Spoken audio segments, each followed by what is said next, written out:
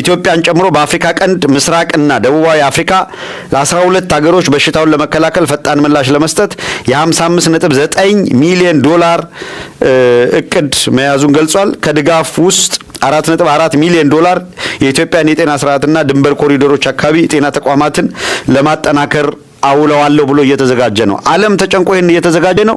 እነሱ አዲስ አበባ ላይ ምንድነው አስፋልት ጥረጉ ብለው በሙሉ አመራሩን አስወጥተው ኮሪደሩ እንደዚህ ለማ ሊሉ ተዘጋጅተዋል።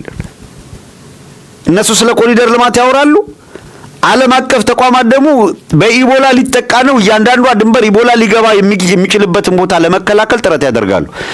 ለምን መሰለ? በሁለት ነገር ወሰዱት። አንደኛው ኢትዮጵያ በነገሯችሁ መሰረት አጥንተዋል። እነሱ የፍልሰት ድርጅቱ የቦሌ ዓለም አቀፍ አውሮፕላን ሲልህ ምን እያለ ነው? የድሬዳዋ ባቡር ጣቢያ ይላል። ኮሪደር ነው፣ የብዙ ሀገራት መገናኛ ነው ወዘተረፈ። የኢትዮጵያ አየር መንገድ ወተለያዩ ሀገራት ይሄዳል። አየህ። እና ደግሞ የአፍሪካ ህብረት መቀመጫ ነው። ዓለም አቀፍ ተቋማት ዲፕሎማቶች ማዕከል ነው። ኢቦላ አዲስ አበባ ውስጥ ተከሰተ ማለት ከ120 ሚሊዮን ህዝብ በላይ አለ ኢትዮጵያ ውስጥ። በጣም ከባድ ፍልሰት አለ እንደምታውቁት። በቀላሉ ወደ አውሮፓ ሊሄድ የሚችልበት እድል አለ። ስለዚህ ለራሳቸውም ሲሉ ይሰጋሉ፣ ይጨንቃቸዋል። ስንቱን ይቆጣጠሩታል። ስለዚህ አስቀድሞ በሽታው እነሱ ጋር ከመሄዱ በፊት ከመነሻው በፊት መድረሻው ላይ በሽታው እንዳይስፋፋ ለማድረግ ጥረት እያደረጉ ነው። አብይ አህመድ ግን ኢትዮጵያ ህዝብ 120 ሚሊዮን ነው ብሏል እንደምታውቁት። እና 50 ሚሊዮን ነው የሚያስፈልጋት በስቷል ሲል ነበር። ኢቦላ መጥቶ የቱንም ቢያጭደው ጉዳይ አይደለም፣ አብይና ቤተሰቡ ጋር አይድረስ እንጂ። ሰው ወረርሽኝ መጣ፣ በሽታ መጣ፣ ጦርነት መጣ ምናምን ሲባል ህልሙ 50 ሚሊዮን በቃ ወስኖ አይገርማችሁም?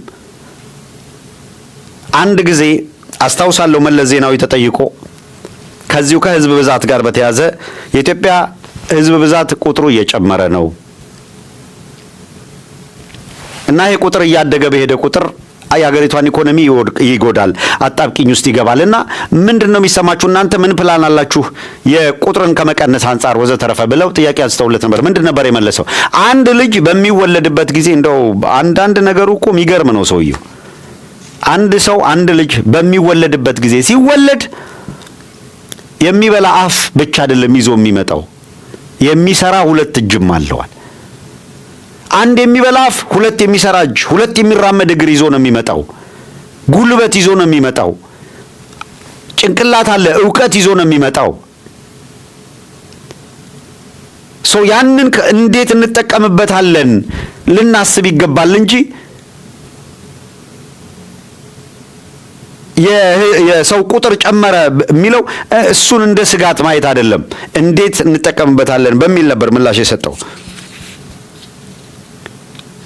አብይ አህመድ ግን ገና የሚመጣውን በመጣኔ ነው አይደለም ያለው፣ ያለውን 120 በሆነ መንገድ እንቀንሰው አለ። ዳንኤል ክብረት ይሄንን አብረው ሲዶልቱ ስለሚውሉ መጣና 10 ሚሊዮን ቢያልቅና በጦርነትም ነው ያለው እኮ 10 ሚሊዮኑ ቢያልቅ 1 ሚሊዮን አልቋል ሲባል ምን ችግር አለው ታዲያ? 10 ሚሊዮኑ ቢያልቅ እኮ 110 ሚሊዮን በሰላም ይኖራል አለ።